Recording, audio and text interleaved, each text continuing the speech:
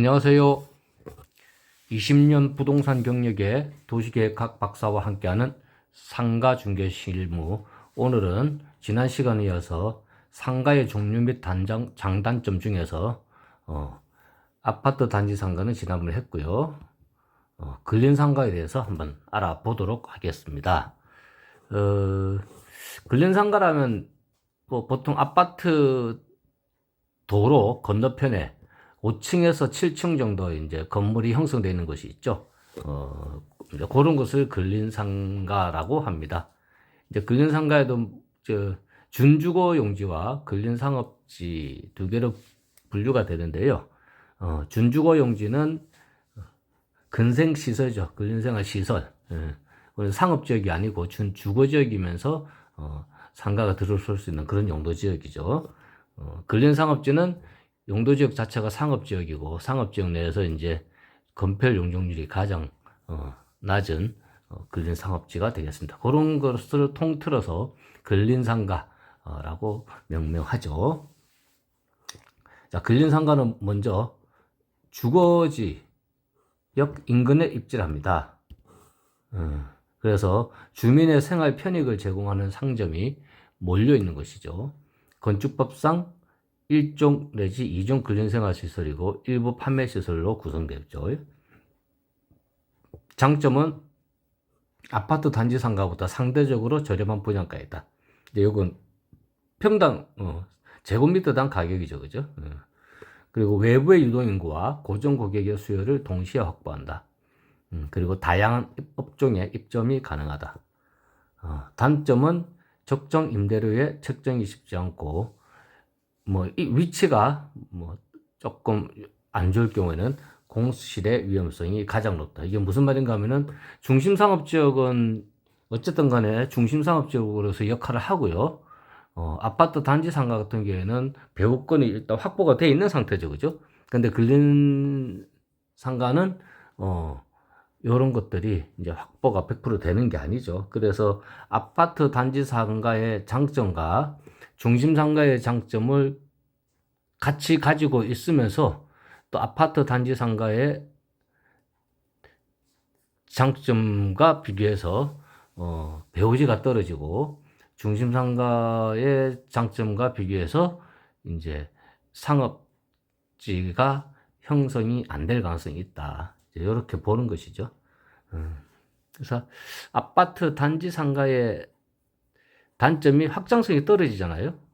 근데 근린 상가는 확장성이 있다. 아파트 단지 상가는 대부분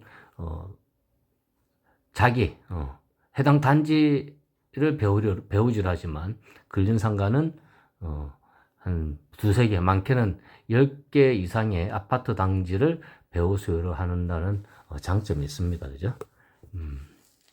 그리고 중심 상가에 비해서는 이제 중심 상가는 아무래도 아파트 단지하고는 좀 떨어져 있죠. 그죠?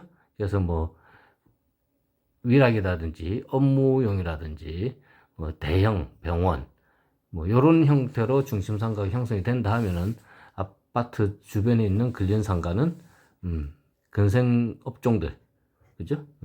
바로바로 달려가서 살 수 있는 만약에 판매점으로 따지자면은 중형 슈퍼 이것들이 근린 상가 입지하고 대형 마트 같은 것들이 중심 상업지에 위치하죠.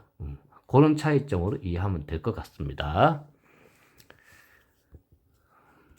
여기 이제 근린상가의 전형적인 모습이죠. 1층에는 근생업종들이 있고 통상 2층에는 이제 은행들이 많이 입점을 했었는데요. 최근 들어 이제 은행들은 있는 점포마저도 폐점을 하고 있죠. 그래서 지금은 보통 이제 병원 같은 것들이 3층 내지 4층 이렇게 3, 4층의 병원이 형성되어 있는데 이제 병원들이 2층으로 내려온다든지 미용실 같은 것들이 이제 2층에 입점하게 되고요. 음식점 같은 것도 2층에 자주 입점을 하죠. 근데 음식점이 2층에 입점해서 잘 되는 케이스는 별로 없습니다. 그죠? 그 3층, 4층에는 이제 병원, 한의원, 병의원, 치과 이렇게 형성되고 5층, 6층은 얘는 6층 건물이 그죠? 1층, 2층, 3층, 4층, 5층, 6층. 6층이 여기는 한의원이 되어 있는데 보통 근린상가든 중심상가든 상층부 상가는 최상층부 상가는 이제 층고를 좀 높이죠. 보통 3.5m 이상으로 이렇게 밑에 층보다는 층고가 좀 높아요. 그래서 희소성이 있습니다. 그래서 층고가 높아야 들어갈 수 있는 업종, 뭐 스크린 골프장이든지 태권도장이라든지 이런 것들이 특화가 돼서 들어가죠. 그래서 맨 꼭대기 층 상가가 기타 층에 비해서 분양가가 오히려 높을 수가 있습니다. 그죠? 그리고 요즘에는 이제 옥탑을 이용할 수 있는 그런 경우가 법적으로 규제가 풀려서 옥탑을 또 상업시설로 이용할 수 있다 보니까 옥탑을 이용한 옥상 카페 이런 형태로 또 구성이 되기도 합니다. 그 다음은 이제 중심상가에 대해서 알아보겠습니다. 중심상가는 도심 또는 부도심에 위치한 상가이다. 대형 상가와 사무시설, 위락시설 등이 밀집해 있습니다. 장점, 유동이 끊이지 않고 수요가 많다. 업종이 다양하다. 매우 다양하죠. 여러 가지가 다 아우러져 있죠. 그죠? 그리고 높은 임대료다. 분양가 자체가 비싸니까 임대료 넣을 수밖에 없고 시세 차익을 얻을 수 있다. 요거는 좀 물음표입니다.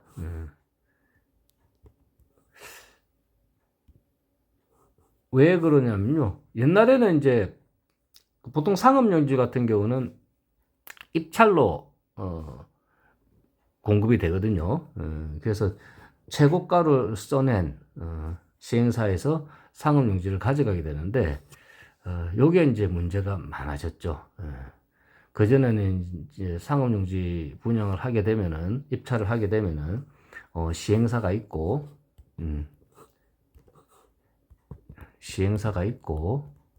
그 다음에 시공사가 있고, 분양대행사, 요렇게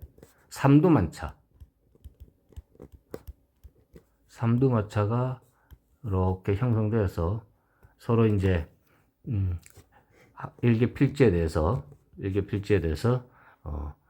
검토를 하게 되죠. 시공사는 시공단가가 얼마나 오고 분양대행사는 분양 수수료 얼마를 하면은 마진이 남으니까 이렇게 토지 매입비 플러스 건축비가 200억이다. 그러면은 시행사 입장에서는 요거를 이제 시행 마진을 계산해서 이제 입찰에 참여를 하게 됩니다. 그죠? 여기다 플러스해서 이제 건축 설계사무소하고 조인해서 건축 도면까지 다 한번 만들어 보고 이제 입찰에 참여를 하게 되는데 근데 지금은 이제 시공사가 직접 참여하는 경우가 많이 생겼죠. 직접 시행사를 배제시키고 그러다 보니까 시공사는 이제 건설회사는 제일 불안한 게 위험한 게 자기들이 보유하고 있는 공사 장비가 논다든지 인력들이 노는 거를 보지 못하죠. 그래서 무조건 돌려야 됩니다. 안 돌리면 부도가 나기 때문에. 그래서 시공 마진만 남기면 된다고 생각을 하죠. 그래서 시행 마진 필요 없다. 시공 마진만 남기면 되니까 어떤 현상이 발생한다? 입찰가가 올라간다. 낙찰가가 올라간다. 낙찰가가. 그래서 고가 낙찰이 된다. 그죠? 고가 낙찰. 만약에 이제 시행사하고 이렇게 같이 어울려서 시행 마진까지 고려해서 입찰을 참여할 때는 만약에 평당 3천만 원이 적당하다. 이렇게 해서 참여를 하는데 시공사 입장에서는 이 시행 마진을 빼버리죠. 그죠? 그럼 평당 4천도 됐을 거 아니에요. 그죠? 4천. 안 되면 많게는 5천.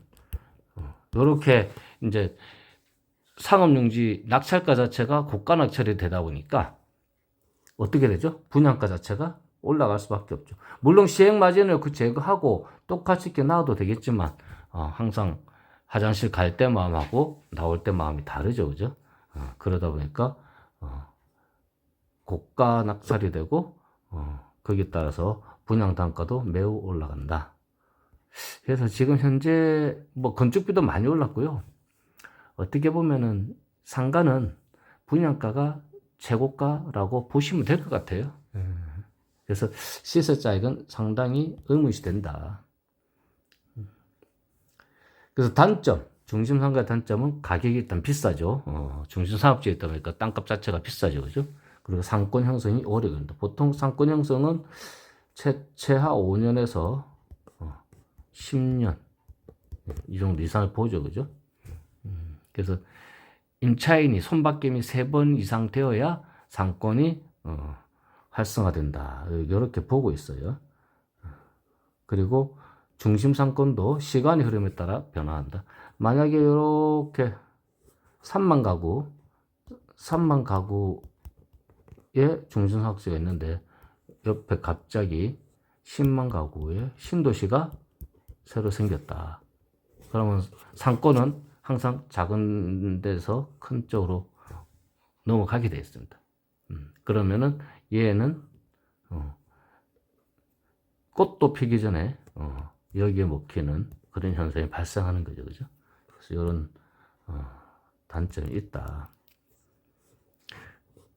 생각하시면 되겠습니다. 예.